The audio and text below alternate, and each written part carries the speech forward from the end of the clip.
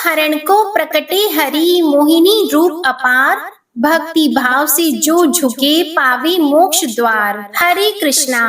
आप सभी को मोहिनी एकादशी के व्रत की हार्दिक शुभकामनाएं। मोहिनी एकादशी का व्रत वैशाख शुक्ल पक्ष की एकादशी तिथि के दिन रखा जाता है। यह एकादशी भगवान श्री हरि विष्णु के मोहिनी अवतार से जुड़ी है। मान्यता है कि इस दिन व्रत और कथा श्रवण करने से व्यक्ति को सभी पापों से मुक्ति मिलती है और अंत में मोक्ष की प्राप्ति होती है। पुराणों के अनुसार समुद्र मंथन के समय जब असुर अमृत कलश को लेकर चले गए थे, तब भगवान विष्णु ने मोहिनी रूप धारण करके असुरों को मोहित कर दिया था और देवताओं को अमृत का पान कराया था। इसी उपलक्ष्य में यह एकादशी मोहिनी एकादशी कहलाती है। यह व्रत विशेष रूप से मोह माया और सांसारिक बंधनों से मुक्ति दिलाने वाला माना जाता है। जो भी व्यक्ति श्रद्धा और नियम से इस व्रत को करता है, वह अपने जीवन में सुख, शांति, समृद्धि और पुण्य प्राप्त करता है। इसके अलावा मोहिनी एकादशी का यह पावन व्रत समस्त पापों का नाश करके मनुष्य को पितृ दोष और अन्य ग्रह दोषों से भी मुक्ति प्रदान करता है। शास्त्रों में कहा गया है कि मोहिनी एकादशी का व्रत करने से मनुष्य को वैसे ही पुण्य प्राप्ति होती है जैसे हजारों वर्षों तक यज्ञ और दान करने से होती है। यह व्रत भोग और मोक्ष दोनों प्रदान करने वाला है। हर साल वैशाख शुक्ल द्वादशी को परशुराम द्वादशी भी मनाई जाती है। प्रिय भक्त जनों, आज की इस वीडियो में आप सभी सुनेंगे मोहिनी एकादशी की संपूर्ण कथा, परशुराम द्वादशी की कथा और तुलसी माता की कथा। क्योंकि भगवान को तुलसी जी अत्यंत प्रिय होती है, श्रद्धा से जो भी भक्त एकादशी के दिन तुलसी माता की पूजा करके कथा का श्रवण करता है, उस पर सदैव माँ तुलसी और भगवान श्री हरि विष्णु की कृपा भी बनी रहती है। और कथा के अंत में हम सभी भगवान विष्णु से क्षमा याचना करेंगे ताकि जाने अनजाने में हुई गलतियों के लिए या पापों के लिए हमें कोई दोष न लगे और हमारे पापों का प्रायश्चित हो सके और भगवान हमें निर्मल बुद्धि प्रदान करें। हस्तिनापुर की दिशा आज विशेष रूप से चमक रही है। गगन में अद्भुत प्रकाश है, पृथ्वी पर सौम्य कंपन हो रहा है और एक दिव्य गंध वातावरण को पावन कर रही है। महाराज युधिष्ठिर अपनी राजसभा में ध्यान मग्न है। हृदय में श्रद्धा, नेत्रों में प्रतीक्षा है, क्योंकि आज वह शुभ दिन है जब भगवान श्री कृष्ण अपने रत्न जटित रथ पर आरूढ़ होकर एक बार फिर धर्मराज को मोहिनी एकादशी की अनुपम कथा सुना रहे हैं। रथ के पहिए स्वर्ण से भी उज्जवल हैं। चारों ओर देव गंधर्वों का गान गूंज रहा है।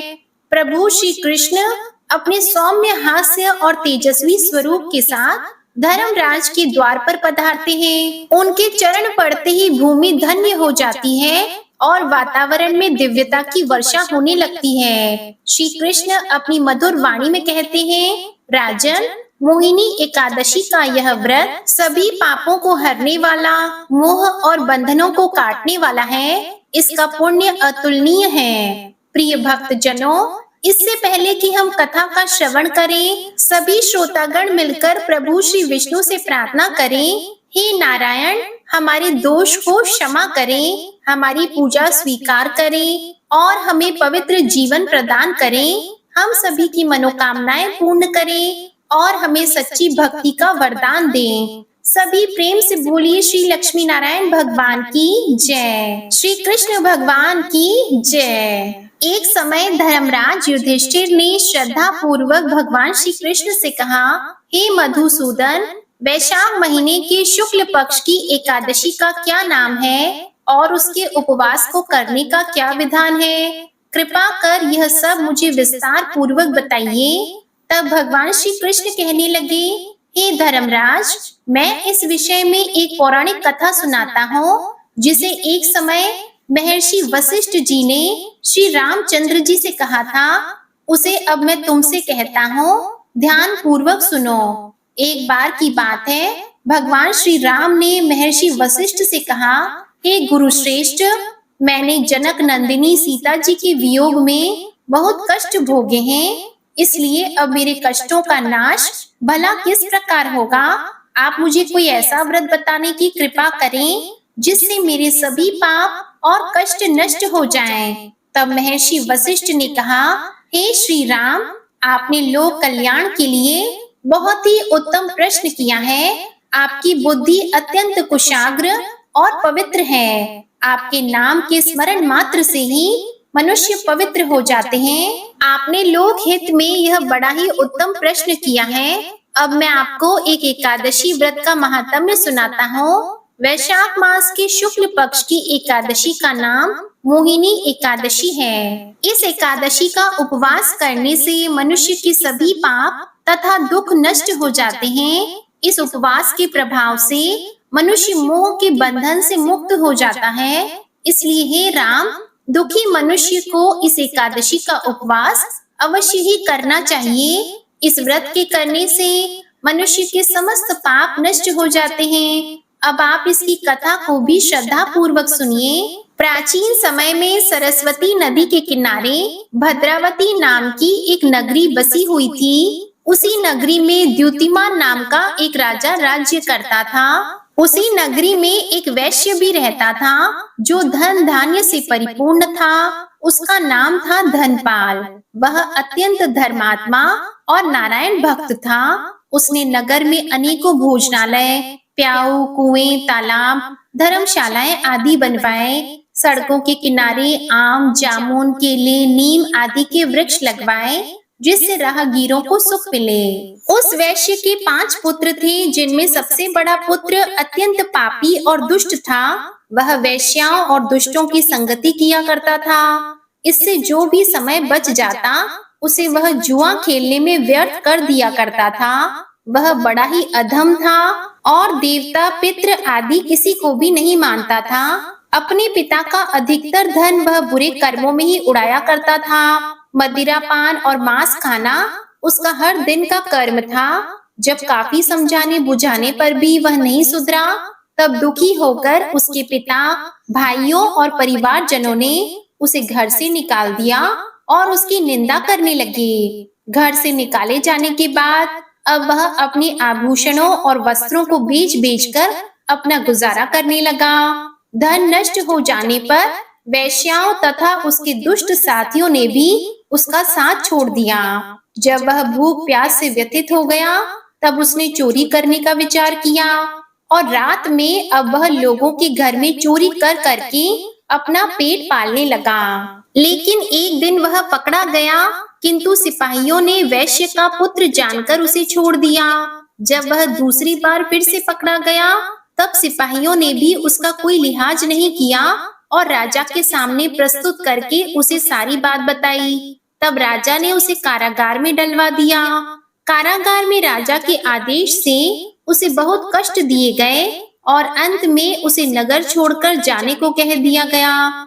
दुखी होकर अब उसे वह नगर छोड़ना पड़ा। अब वह दुष्ट जंगल में पशु पक्षियों को मार मार कर अपना पेट भरने लगा, कच्चा मांस खाने लगा, फिर बहेलिया बन गया और धनुष बाण से जंगल के बेजुबान प्राणियों को मार मार कर खाने और बेचने लगा। एक बार भूख और प्यास से व्याकुल होकर वह भोजन की तलाश में निकला और कौंडिन्य मुनि के आश्रम में जा पहुंचा। उन दिनों वैशाख का महीना था। कौंडिन्य मुनि गंगा स्नान करके आए हुए थे। उनके भीगे वस्त्रों के छींटे मात्र पड़ने से उस पापी को कुछ सद्बुद्धि मिली। वह अधम अब ऋषि के पास जाकर हाथ जोड़कर विनम्रता पूर्वक कहने लगा, हे महात्मा, मैंने अपने जीवन में अनेकों पाप किए हैं। कृपा कर आप उन पापों से छूटने का कोई साधारण और बिना धन का उपाय बताइए। मैं उन सभी पापों से मुक्त होना चाहता हूँ। तब ऋषि ने कहा, तू ध्यान देकर सुन। वैशाख मास के शुक्ल पक्ष की एकादशी का व्रत कर। इस एकादशी का नाम मोहिनी है। इसका उपवास करने मात्र से ही तेरे सभी पाप नष्ट हो जाएंगे। ऋषि के वचनों को सुनकर वह बहुत ही प्रसन्न हुआ और उनकी बताई हुई विधि के अनुसार फिर उसने मोहिनी एकादशी व्रत का पालन किया। वशिष्ठ मुनि कहते हैं, हे श्री राम, इस व्रत के प्रभाव से उसके सभी पाप नष्ट हो गए और फिर अंत में वह गरुड़ पर सवार होकर श्री विष्णु लोक को गया। संसार में एकादशी व्रत से उत्तम दूसरा कोई व्रत नहीं है। एकादशी के महात्म्य के श्रवण और पठन से जो पुण्य मिलता है वह पुण्य 1 सहस्त्र गोदान के पुण्य के बराबर है। कथा का सार यह है कि प्राणी को सदैव संत जनों का संगत करना चाहिए। संतों की संगति से मनुष्य को न केवल सद्बुद्धि प्राप्त होती है अपितु उसके जीवन का उद्धार भी होता है। पापियों की संगत प्राणी को घोर नरक में ले जाती है।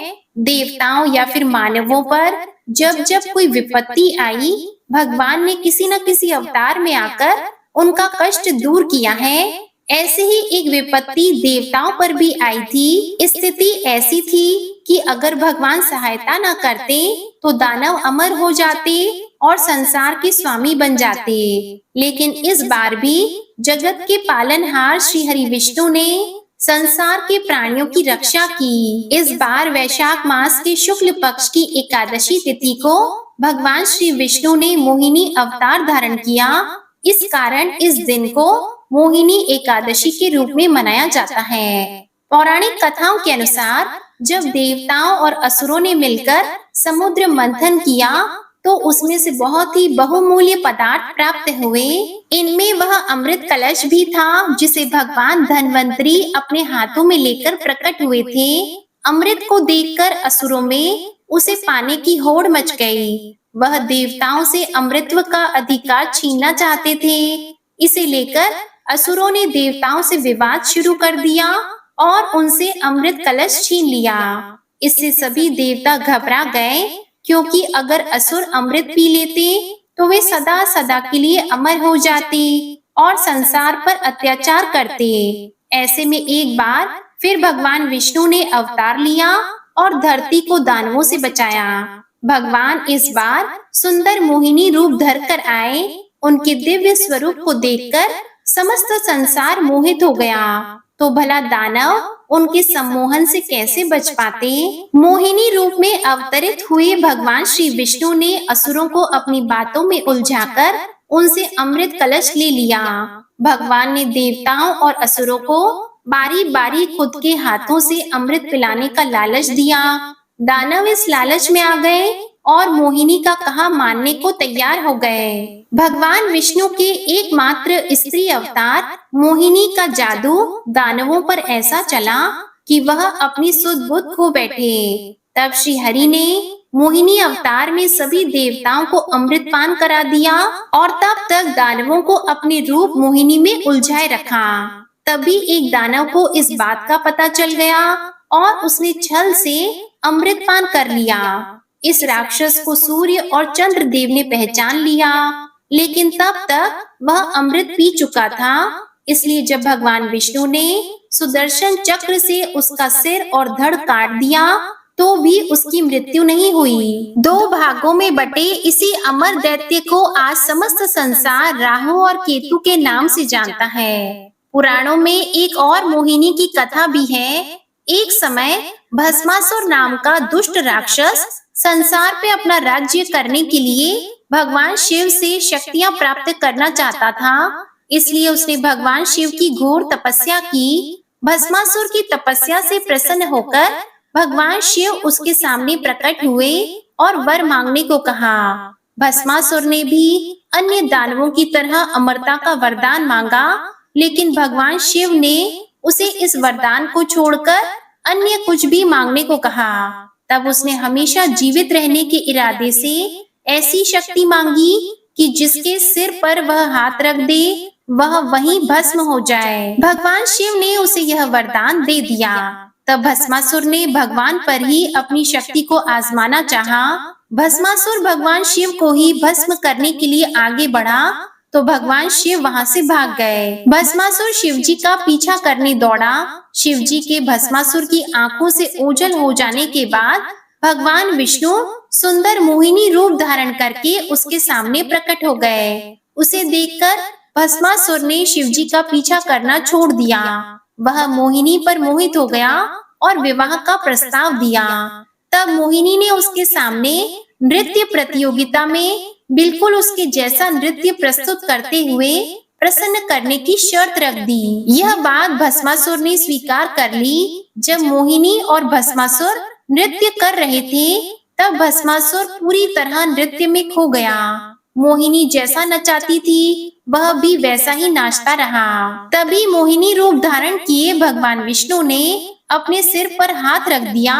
तब मोहित हुए भस्मासुर ने भी वैसा ही अनुसरण किया और अपना हाथ उसने अपने सिर पर ही रख लिया। भगवान शिव के वरदान अनुसार भस्मासुर एक क्षण में ही भस्म हो गया। इस प्रकार भगवान विष्णु ने मोहिनी अवतार धारण करके समस्त संसार की रक्षा की। यह थी मोहिनी अवतार की कथा। हर साल वैशाख शुक्ल द्वादशी को परशुराम द्वादशी के रूप में मनाया जाता है। हिंदू धर्म पुराणों में उल्लेख मिलता है कि परशुराम द्वादशी के दिन भगवान शिव ने भगवान परशुराम जी को पृथ्वी पर बढ़ रहे अधर्म का नाश करने के लिए दिव्य परशु अस्त्र प्रदान किया था। माना जाता है कि धरती ने अपने लोगों पर हो रहे अनाचार से रक्षा करने के लिए ही भगवान विष्णु से विनती की थी। इसके फल स्वरूप उन्होंने अक्षय तृतीया के दिन ऋषि जमदग्नि और रेणुका के पुत्र परशुराम के रूप में धरती पर जन्म लिया। आगे चलकर परशुराम भगवान ने भगवान शिव की घोर तपस्या की और उनकी तपस्या से प्रसन्न होकर भगवान शिव ने उन्हें भार्गव अस्त्र अर्थात परशु प्रदान किया, जिससे उन्होंने हैहय वंशी राजाओं का संहार किया। कहा जाता है कि इसके बाद परशुराम भगवान ने कई वर्षों तक महेंद्रगिरी पर्वत पर कठोर तपस्या की थी। निसंतान महिलाओं को भगवान परशुराम जी की विशेष पूजा अर्चना करने से अवश्य ही लाभ प्राप्त होता है। प्राचीन काल में धरती पर हैहय वंशी क्षत्रिय राजाओं का शासन था। उनमें से एक राजा था सहस्त्रार्जुन। उसने दंभ में चूर होकर अपनी प्रजा पर अत्याचार करना शुरू कर दिया। अपने कर्मों के कारण सहस्त्रार्जुन को ऋषि वशिष्ठ के श्राप का भागी बनना पड़ा था, जिससे मति भ्रष्ट होकर उसने अधर्म के मार्ग पर चलना शुरू कर दिया। एक बार राजा सहस्त्रार्जुन परशुराम जी के पिता महर्षि जमदग्नि के आश्रम पर जा पहुंचा। वहां आंगन में उसने कामधेनु नामक सुंदर कपिला गाय को देखा और उसके मन में उसे पाने की लालसा जाग उठी। उसने ऋषि जमदग्नि से उस कामधेनु गाय को अपने साथ ले जाने की इच्छा जाहिर की, लेकिन ऋषि ने यह कहते हुए मना कर दिया कि यह गाय मुझे देवराज इंद्र के द्वारा भेंट स्वरूप दी गई है, मैं इसे किसी को नहीं दे सकता। इसी बात से रुष्ट होकर सहस्त्रार्जुन बलपूर्वक कामधेनु को वहां से हर कर ले गया। इधर जब पितृ भक्त परशुराम जी को इस बात का पता चला, तो उन्होंने अपने पिता के सम्मान के लिए सहस्त्रार्जुन से युद्ध किया और उसकी सभी भुजाएं काटकर उसका वध कर दिया। अपने पिता की मृत्यु का प्रतिशोध लेने के लिए सहस्त्रार्जुन के पुत्रों ने अवसर पाकर परशुराम भगवान की अनुपस्थिति में उनके पिता जमदग्नि की हत्या कर दी। भगवान परशुराम की माता रेणुका अपने पति की मृत्यु से बहुत दुखी हुई और दुख में आकर उन्होंने ऋषि जमदग्नि की चिता में जलकर स्वयं को भस्म कर लिया। अपने माता पिता का इतना भयावह अंत देखकर परशुराम भगवान क्रोध की अग्नि में जलने लगे। उन्होंने संकल्प लिया कि मैं हैहय वंश के सभी क्षत्रियों का नाश करके इस धरती को क्षत्रिय विहीन कर दूंगा। पिता के शरीर पर 21 घावों को देखकर परशुराम जी ने प्रतिज्ञा की कि वह इस धरती से समस्त क्षत्रिय वंशों का संहार कर देंगे। इसके बाद पूरे 21 बार उन्होंने पृथ्वी से क्षत्रियों का विनाश कर अपनी प्रतिज्ञा पूरी की। अष्ट चिरंजीवियों में से एक माने जाते हैं परशुराम भगवान जी। माना जाता है कि वे आज भी इस धरती पर मौजूद हैं और जो भी सच्चे मन से भगवान परशुराम जी की पूजा करता है, उनकी समस्त मनोकामनाएं अवश्य पूर्ण होती हैं। यह थी परशुराम द्वादशी की कथा। प्रिय भक्तजनों, अब सुनिए तुलसी माता की कथा। एक बार एक छोटी सी लड़की थी। जब वह थोड़ी बड़ी हुई तो उसे समझ आने लगा और तब से ही वह तुलसी माता की पूजा किया करने लगी। उसका हर दिन का नियम था कि तुलसी माता का पूजन करने के बाद ही वह भोजन ग्रहण करती। जब वह लड़की विवाह के लायक हुई तो एक दिन उसके माता पिता ने उसके लायक लड़का ढूंढकर उसका विवाह करवा दिया।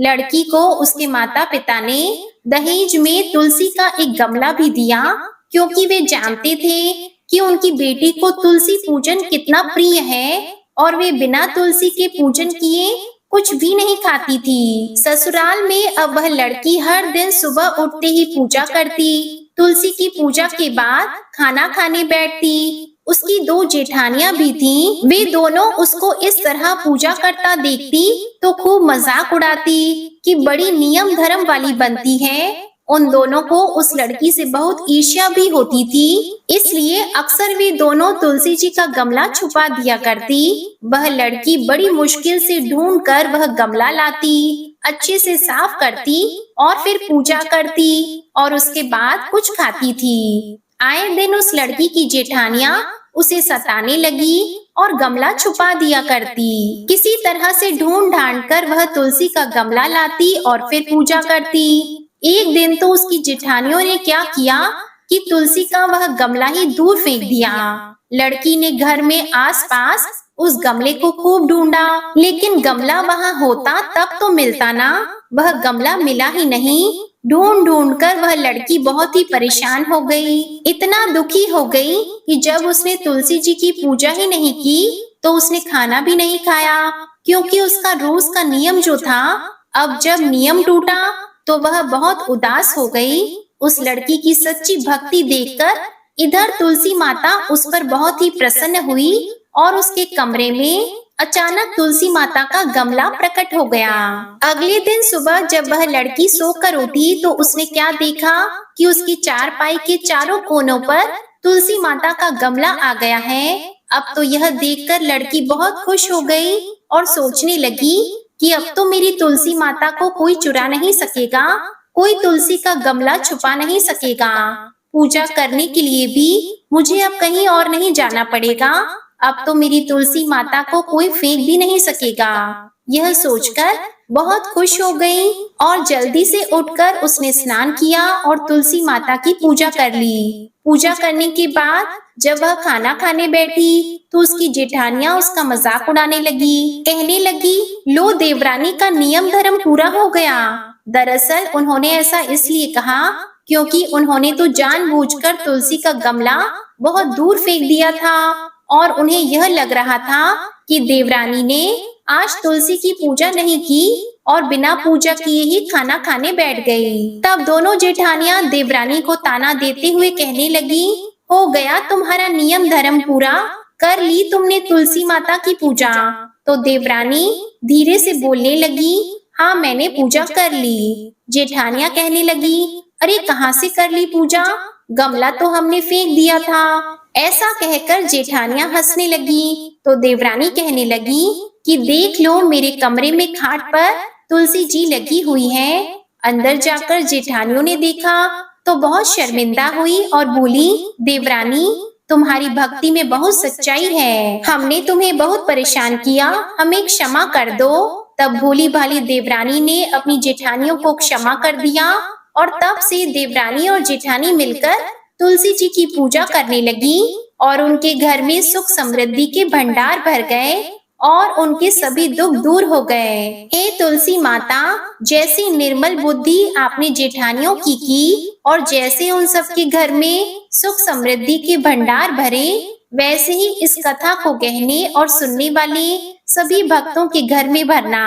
प्रेम से बोलिए तुलसी माता की जय। प्रिय भक्त जनों, आइए अब हम सब मिलकर भगवान श्री लक्ष्मी नारायण जी से क्षमा प्रार्थना करें। हे सच्चिदानंद परम करुणामय भगवान विष्णु, हे लक्ष्मी नारायण भगवान, आप सबके अंतःकरण में वास करने वाले सर्वज्ञ, सर्वशक्तिमान और अनंत दयालु हैं। मैं आपकी इस अज्ञानमय बालिका ने जीवन के पथ पर चलते हुए अनगिनत बार अपने विचारों, वचनों और कर्मों से जाने अनजाने पाप, त्रुटियां और अपराध किए हैं।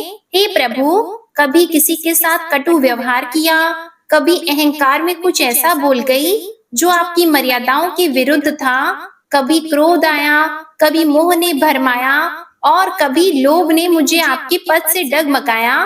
परंतु प्रभु, आप तो क्षमाशील हैं। आप तो उसी को उठाते हैं जो गिर गया हो, उसी को थामते हैं जो भटक गया हो। हे श्री हरि, मैं स्वीकार करती हूँ कि मेरी बुद्धि संकीर्ण है, मन भी चंचल है, इंद्रियां आकर्षणों में बहक जाती हैं, परंतु मेरा हृदय बार बार आपके श्री चरणों की ओर ही लौट आता है।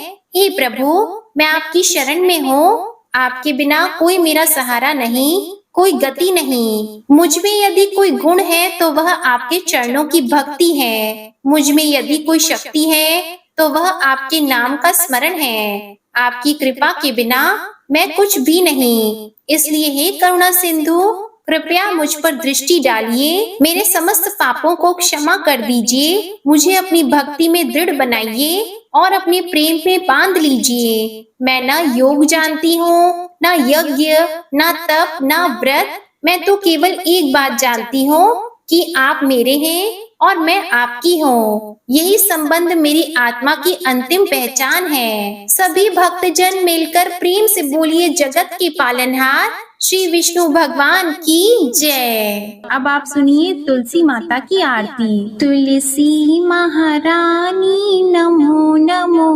हरि की पटरानी नमो नमो। तुलसी महारानी नमो नमो, धन तुलसी पूरण तप कीनो, शालिग्राम बनी पटरानी नमो नमो। तुलसी महारानी नमो नमो, हरि की पटरानी नमो नमो। जाकी पत्र मंजरी कोमल, श्रीपति कमल चरण लपटानी नमो नमो। तुलसी महारानी नमो नमो, हरि की पटरानी नमो नमो। कौन से महीने बोई रानी तुलसा, कौन से महीने हुई हरियाली नमो नमो।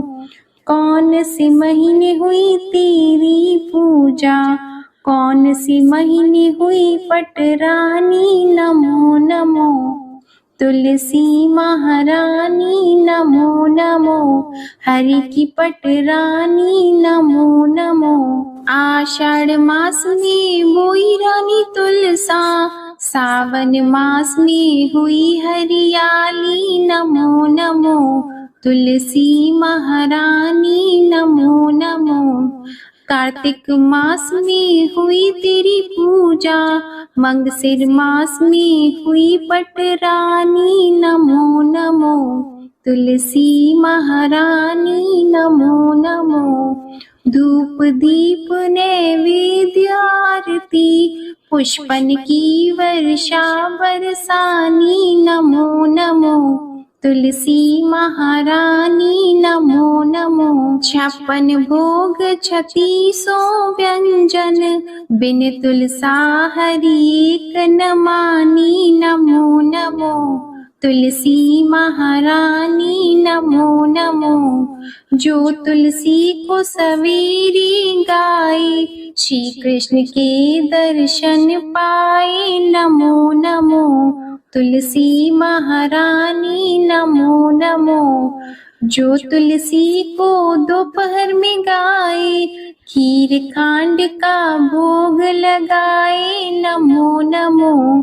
तुलसी महारानी नमो नमो। जो तुलसी को सांझ को गाए, श्री कृष्ण की आरती उतारे नमो नमो। तुलसी महारानी नमो नमो। जो तुलसी को रात को गाए, श्री कृष्ण के चरण दबाए नमो नमो। तुलसी महारानी नमो नमो। सभी सखी मैया तेरो यश गावे, भक्ति दान दीजिए महारानी नमो नमो। तुलसी महारानी नमो नमो, तुलसी महारानी नमो नमो, हरि की पटरानी नमो नमो। प्रेम से बोलिए श्री तुलसी माता की जय। भगवान श्री विष्णु जी की जय। शालिग्राम भगवान जी की जय। आप सभी को आज की कथा और वीडियो में आनंद आया हो तो वीडियो को लाइक जरूर कीजिएगा। कमेंट में भगवान विष्णु जी, माता तुलसी जी और भगवान शालिग्राम जी की जय जरूर लिखिएगा और चैनल को भी सब्सक्राइब करिएगा। प्रेम से बोलिए जय श्री राधे कृष्णा।